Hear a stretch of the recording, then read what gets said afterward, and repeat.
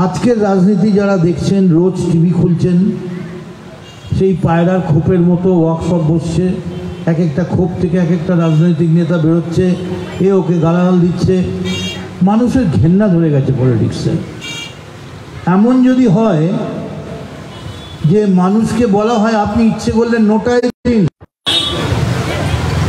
তা শুনলেন তিনি তার বিরুদ্ধে অনেক বিক্ষোভ আছে, ফরওয়ার্ড ব্লক আরএসপি সবাই মিলে মিছিল নিয়ে আসছে। তো উনি জিজ্ঞেস করলেন ওরা কি আমার সঙ্গে দেখা করবে? বললো না, ওরা আপনার মুখ দেখতে চায় না। উনি বললেন যদি মুখ দেখতে না চায় তাহলে আর আমি বসে কী করি, যাই তাড়াতাড়ি বাড়ি চলে যাই।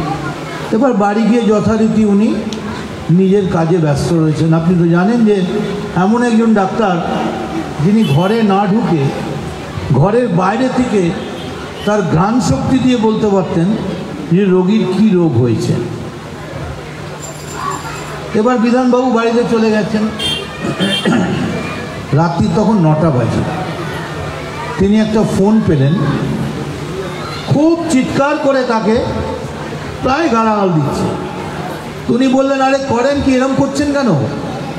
আমি কি করলাম? যারা গালাগাল দিচ্ছেন তারা আরএসপি আর ফরওয়ার্ড ব্লকের লোক। বিধানবাবু বলছেন আমার অপরাধ কি, আমায় গালাগাল দিচ্ছেন? বলে আপনার লজ্জা করে না? আপনার বিরুদ্ধে আমরা মুর্শিদাবাদ থেকে মালদা থেকে বিক্ষোভ নিয়ে এসেছি, আর আপনি বাড়িতে গিয়ে ঘুমিয়ে বললেন? আপনি একবারও মনে করলেন না আমরা ফিরবো কী করে? বললেন আমি কান মোলা খাচ্ছি, আমার ভীষণ অন্যায় হয়েছে। এখানে রবীন্দ্রনাথের একটি প্রতিকৃতি, একটি ফটো রয়েছেন, তাতে লেখা রয়েছে মোর নাম এই বলে খ্যাত হোক, আমি তোমাদেরই লোক। আর কোনো কথা নয়, এই হোক মোর শেষ পরিচয়। আমার মনে হয় রবীন্দ্রনাথ লিখেছিলেন অন্য কারণে, কিন্তু হয়তো তার সামনে যদি বিধান রায়ের মূর্তিটা পড়তো, বোধহয় রবীন্দ্রনাথ বিধান রায়কেই উদ্দেশ্য করে এই কবিতাটা আরও 4 লাইন লিখে যেতেন। আপনাদের জানতে হবে জন্ম মৃত্যু একদিনে মানে প্রথমেই সে মহান মানুষ, এরকম হয় না। বিধানবাবু যখন মুখ্যমন্ত্রী, আমি খুব ছোট্ট করে 2 মিনিটের মধ্যে ছেড়ে দেবো। আজকের রাজনীতি যারা দেখছেন, রোজ টিভি খুলছেন, সেই পায়রার খোপের মতো ওয়ার্কশপ বসছে, এক একটা খোপ থেকে এক একটা রাজনৈতিক নেতা বেরোচ্ছে, এ ওকে গালাগাল দিচ্ছে। মানুষের ঘেন্না ধরে গেছে পলিটিক্সে। এমন যদি হয় যে মানুষকে বলা হয় আপনি ইচ্ছে করলে নোটাই দিন, তা শুনলেন তিনি তার বিরুদ্ধে অনেক বিক্ষোভ আছে, ফরওয়ার্ড ব্লক আরএসপি সবাই মিলে মিছিল নিয়ে আসছে। তো উনি জিজ্ঞেস করলেন ওরা কি আমার সঙ্গে দেখা করবে? বললো না, ওরা আপনার মুখ দেখতে চায় না। উনি বললেন যদি মুখ দেখতে না চায় তাহলে আর আমি বসে কী করি, যাই তাড়াতাড়ি বাড়ি চলে যাই। এবার বাড়ি গিয়ে যথারীতি উনি নিজের কাজে ব্যস্ত রয়েছেন। আপনি তো জানেন যে এমন একজন ডাক্তার যিনি ঘরে না ঢুকে ঘরের বাইরে থেকে তার ঘ্রাণ শক্তি দিয়ে বলতে পারতেন যে রোগীর কী রোগ হয়েছে। এবার বিধানবাবু বাড়িতে চলে গেছেন,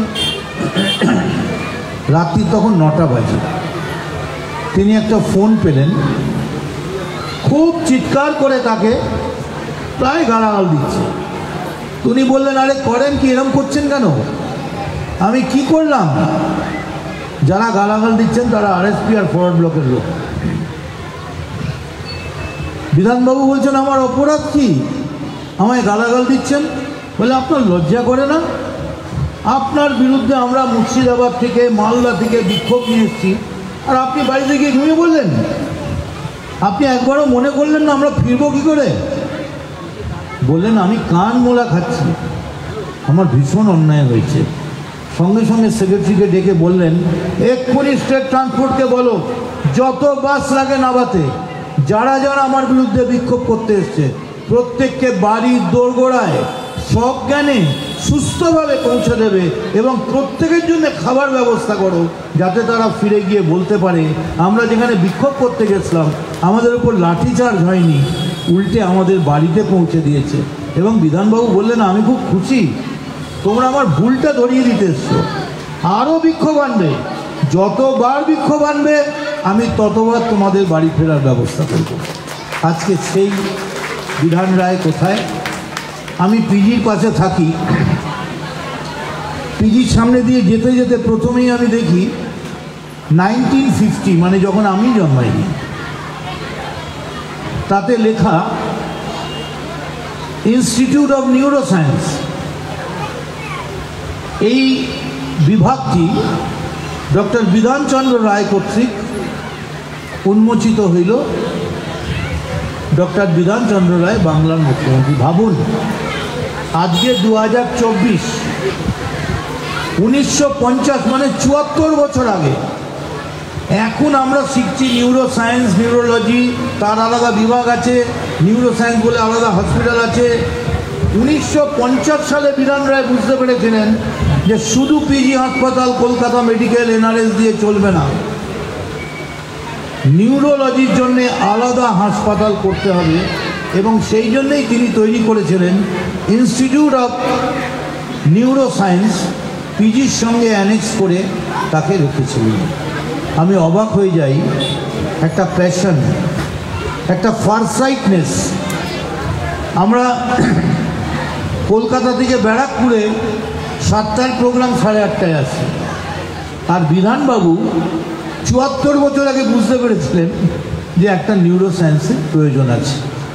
আজকে যেদিকে তাকাই, হরিণঘাটা থেকে কল্যাণী, কল্যাণী থেকে দুর্গাপুর, দুর্গাপুর থেকে আসানসোল, এমন কোনো জায়গা নেই যেখানে বিধান রায়ের পক্ষে যে কেউ বলতে পারেন কে বলে গো এই প্রভাতে নেই আমি, সকল খেলায় করছে খেলা এই আমি। আমি ডক্টর বিধানচন্দ্র রায়কে নমস্কার জানাচ্ছি। এবং খুব সুন্দর ফুটফুটে মেয়েরা তারা সেজেগুজে রয়েছে।